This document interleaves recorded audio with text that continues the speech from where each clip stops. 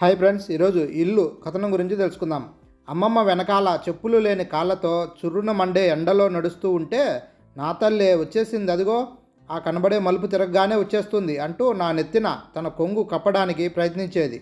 ఆ కొంగు చివరన ముడి ఇప్పితే పటిక బెల్లం ముక్కలుండేవి. ఆవిడ చేతిలో మట్టుకు మరచెంబులో నీళ్లుండేవి. ఆవిడ కడుపులో కడివెడుగు బెంగ ఉండేది కాబోలు. ఊరికే కొంగుతో కళ్ళు అద్దుకునేది. ప్రతి నెల మొదటి వారంలో నాకు ఇది అలవాటే. ఉన్నంతలో శుభ్రమైన గౌను తొడిగి తలకి కొబ్బరి నూనె రాసి గట్టిగా జడ బిగించి, నాతో వస్తావా, జీళ్ళు కొని పెడతాను అనేది అమ్మ వినకుండా. నాకు అర్థమైపోయేది. తల ఊపి ఆవిడ వెంట బయలుదేరేదాన్ని. ఇద్దరం నడిచి నడిచి ఇక నడవలేని చోట ఆవిడ కొంగు విప్పి రూపాయి బిళ్ళ తీసి బస్సు కోసం నిలబెట్టేది.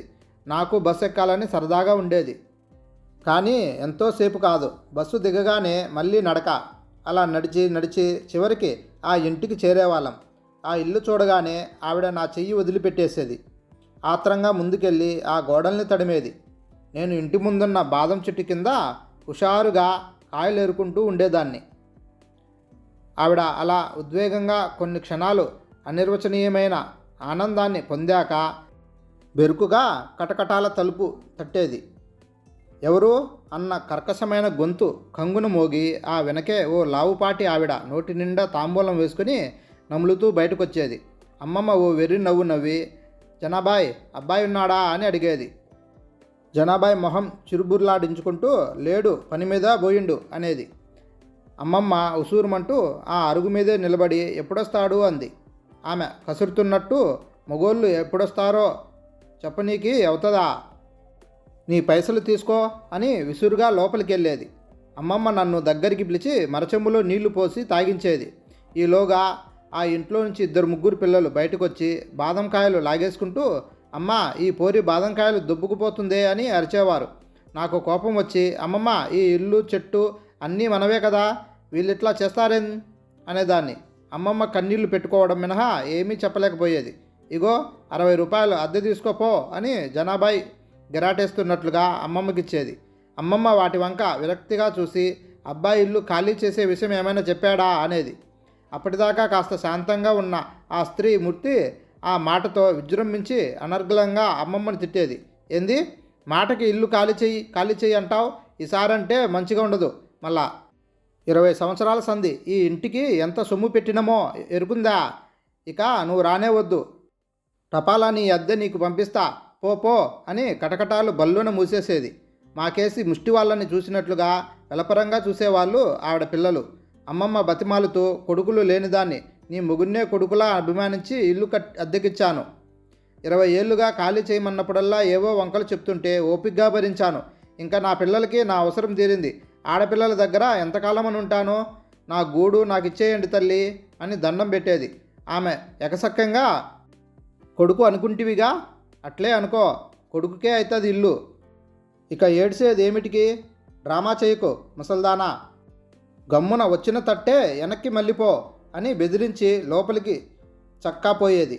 అమ్మమ్మ ఆ ఇంటిని ఎంత కష్టపడి కట్టిందో తనకు తనే చెప్పుకుంటూ కాసేపు ఏడ్చేది. పక్కింటి వాళ్ళు సానుభూతిగా గోడ మించి తొంగి చూసేవాళ్లే కానీ పలకరించే సాహసం చేయలేకపోయేవారు. ఆ పేటలో ఆ ఇంట్లో వాళ్ళకున్న పేరు అలాంటిది. ఆ అరుగు మీదే కాసేపు కూర్చుని తృప్తిపడి ఎండ తగ్గాక మళ్ళీ నా చేతిని పుచ్చుకొని అమ్మమ్మ నడక. అటూ ఇటూ 2 వసారాలు 2 గదులు ఉన్న ఆ ఇల్లు పాతగిల్లిపోయి చెమ్మగిల్లిన కళ్ళతో అమ్మమ్మకి దీనంగా వీడ్కోలు ఇస్తున్నట్లు కనిపించేది. అమ్మమ్మ సందు మలుపు తిరిగేదాకా వెనక్కి తిరిగి ఆ ఇంటిని చూస్తూనే సాగేది.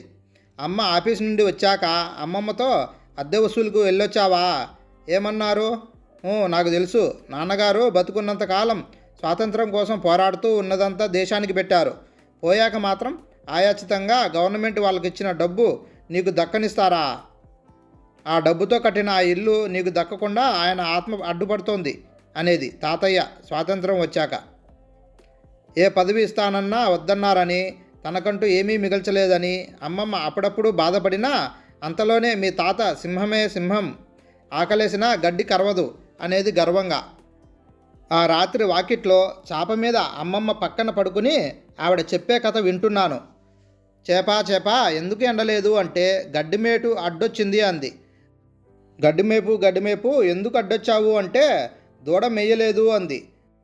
దూడ ఆవిడ చెప్తూనే ఉంది. ప్రాణం లేకపోయినా అవి మాట్లాడినట్లే మా ఇల్లు కూడా మాట్లాడి నేను ఆ ముసలమ్మ ఆస్తిని మీరెవరూ నన్ను అనుభవించడానికి అని వాళ్ళని తన్ని తగలేస్తే ఎంత బాగుండును అనిపించింది. ఆ ఊహల్లో మా ఇంటితో కాసేపు కబుర్లాడాను. ఎప్పుడు నిద్రొచ్చిందో తెలీదు. తెల్లవారుజామున నాకు కల వచ్చింది. మా ఇల్లు నడుచుకుంటూ మా దగ్గరికి వచ్చేస్తోందట. ఇంట్లో ఉన్న ఆ మూక భయంతో పెడబొబ్బలు పెడుతున్నారట. వీధిన పోయే జనం వింతగా చూస్తుండగానే అది బిరబిరా నీళ్ళ దగ్గరికి వెళ్ళి ఆ ఇంట్లో సంతతిని బుడుంగున ముంచేసి మా దగ్గరకు పరిగెత్తుకుని వచ్చేసి నేను వచ్చేసా అందిట. నేను భలే భలే అని చప్పట్లు కొట్టి నవ్వుతుంటే అమ్మమ్మ కుదిపి నిద్ర లేపి అమ్మడో కలొచ్చిందా అంది. అని ముసుగు పెట్టేసి ఆ కళ నిజమవ్వాలని అమ్మమ్మ ఇంకా ఏడవకూడదని దేవుణ్ణి ప్రార్థిస్తూ పడుకున్నాను. వాళ్ళ మాట వీళ్ళ మాట విని అమ్మమ్మ ఇల్లు ఖాళీ చేయమంటూ అద్దెకున్నవాడి మీద దావా వేశారు. దాంతో వాడు అద్దె డబ్బులు కూడా ఇవ్వడం మానేశాడు. అమ్మమ్మతో కోర్టు గుమ్మాలకి తిరగడం మళ్ళీ మొదలైంది. ఇంటిని కల్లారా నెలకోసారి చూసుకునేదాన్ని. ఈ చేతులతో దిమ్మిస కొట్టాను, మట్టి తట్టలు మోశాను అని అమ్మమ్మ తలుచుకుని కుమిలిపోయేది. కోర్టులో క్రమం తప్పకుండా వాయిదాలు అవుతూనే ఉన్నాయి. మధ్య మధ్యలో సెలవులు కూడాను. ముసలమ్మ, ఎంతకాలం ఇట్లా కోర్టులకి డబ్బు పెడతావు? అసలే ఆడపిల్లల సొమ్ము. ఆ అద్దెకున్నవాడే ఇల్లు కొంటాడట. శ్రీ 25,000కి అమ్మిపారేద్దు అంటూ రాయబారాలు వచ్చాయి. నా ఇల్లు నా రక్తం చెమటా కలిపి కట్టాను. ఆ కట్టె అక్కడే కాలిపోవాలి, వాడికి చచ్చినా అమ్మను అని అమ్మమ్మ తెగేసి చెప్పింది. నేను పొట్టి గౌన్లో నుంచి లంగా ఓణిలోకి వచ్చాను. అమ్మమ్మ అడుగు తీసి అడుగు వేయలేని స్థితిలో మంచంలో పడింది. అమ్మ పెద్దమ్మలు కలిసి ఇల్లు వాడికే బేరం పెట్టెనో అని ఆలోచించారు. కానీ అమ్మమ్మ అందుకు ఒప్పుకోక శోకాలు పెట్టింది. ఇంట్లో వెండి సామాను, ఇత్తడి బిందులు అన్నీ షావుకారింటికి కాపురం వెళ్ళి లాయర్ గారికి ముడుపులు చెల్లించాయి. అమ్మమ్మ ఏడిస్తే లాయర్ ధైర్యం చెప్తూ ఇంకాస్త ఓర్చుకోండి, 3 లక్షలు ఖరీదు చేసే ఇల్లు మనకే దక్కుతుంది. ఓ అనాథ ముసలావిడకి తన భర్త స్వాతంత్ర పోరాటంలో పోయినందుకు వృత్తిగా ఇచ్చిన డబ్బుతో కట్టిన ఇల్లు అది. ఆవిడ సొమ్ము ఆవిడకి ఇప్పించడానికి పనికి వచ్చే పాయింట్ ఒకటి లేదా? ఈ లావుపాటి లా బుక్స్ అని ఆయన అలమరాలను అయోమయంగా చూసేదాన్ని. కోర్టుకి మళ్ళీ వానాకాలం సెలవులు వచ్చాయి. అమ్మమ్మకి రక్తపోటు అధికమై మంచంలోంచి కదలడం లేదు. ఆసుపత్రికి తీసుకెళ్తూనే ఉన్నారు. అయినా గుణం కనిపించడం లేదు. ఆవిడ మనోవ్యాధికి మందు లేదని అందరికీ తెలుసు. ఓ రోజున నన్ను దగ్గరికి పిలిచి, అమ్మడు ఓసారి ఇల్లు చూసొస్తావా, నీకు జీళ్ళు కొని పెడతాను అంది. నాకు కన్నీళ్ళొచ్చాయి. అప్పటికి నాకు జీళ్ళకి ఆశపడే ఆ వయసు దాటిపోయింది. అలాగే అమ్మమ్మ అని ఆ రోజు కాలేజీ నుండి వస్తూ ఆ ఇంటికి వెళ్ళాను. జబ్బులో ఉన్న మనిషికి అలంకరణలు చేసినట్టు ఇంటికి సున్నాలు వేయించారు. మేడమెట్లు విరక్కొట్టేస్తూ మనుషులు కనిపించారు. నేను ధైర్యం చేసి ఆ పక్కింట్లోకి వెళ్ళాను. నేను ఫలానా అని చెప్పుకొని వాళ్ళ ఇంట్లో ఏమిటి హడావిడి అని అడిగాను.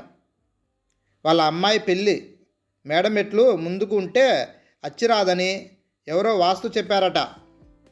అందుకే వెనకాలకి మారుస్తున్నారు. ముసలమ్మకి ఎలా ఉంది? పాపం కష్టపడి కూలి వాళ్ళతో సమానంగా పనిచేసి ఆ ఇల్లు కట్టింది. దుర్మార్గుడికి అద్దెకిచ్చింది అని జాలిపడ్డారు. నేను ఇంటివైపు చూస్తూ కూర్చున్నాను. సీమ బాదం చెట్టు కొట్టేశారు. కాళ్ళు చేతులు విరిచి క్రూరంగా హింసిస్తున్నట్టు, ముష్కరులు చేతిలో పడి విలవిలా తన్నుకుంటున్నట్లుగా అసహాయంగా చూస్తోంది ఇల్లు. నేను వస్తూ ఇంటిని ఓసారి తడిమి చూడాలన్న కోరికని బలంగా నిగ్రహించుకుని, పరాయి వాళ్ళ చేతికి చిక్కిన భరతమాతలా అలా కన్నీరు కారుస్తున్నావా, ఆ కన్నీటిలో వాళ్ళని ముంచేయకూడదు అనుకున్నాను. అడుగులు ముందుకు వేస్తుంటే వెనక నుండి ఇల్లు ఆగమంటూ పిలుస్తూనే ఉంది. ఆ రోజు అమ్మమ్మ పరిస్థితి ఏం బాగుండలేదు. అమ్మ మంచం దగ్గరే కూర్చొని ఆవిడ కాళ్ళు రాస్తోంది. శుష్కించిన దేహంలోని ఆవిడ గోజు కళ్ళు నన్ను చూడగానే ఆశగా మెరిశాయి. నేను ఆవిడ మంచం మీద కూర్చొని ఇల్లు బాగు చేస్తున్నారు, వాళ్ళ పిల్ల పెళ్ళట అన్నాను. ఆవిడ తెచ్చిపెట్టుకున్న ఓపికతో పక్క గోడలకి గిలాచాలు ఏం వేయించారు, వర్షానికి చెమ్మగిల్లిపోతున్నాయా అని అడిగింది. వదిలేయకూడదు, ఏ గడియన కట్టావో కానీ జీవితమంతా దానికే దారపోస్తున్నావు అంది అమ్మమ్మ. అదో రకంగా నవ్వి బిడ్డని కని మర్చిపోగలమా, ఇది అంతే, దానితో నా రుణం చాలా స్వల్పం అన్నమాట అంది అమ్మ. ఆవిడ కన్నీళ్లు ఆగని ముసురుని తలపించాయి. వానలు జోరు అందుకున్నాయి. ముసురు 3 రోజులు లోకాన్ని కప్పేసిందా అన్నట్టుగా ఎడతెరిపి లేకుండా కురిసింది. ఆ రోజు కాస్త తగ్గుముఖం పట్టింది.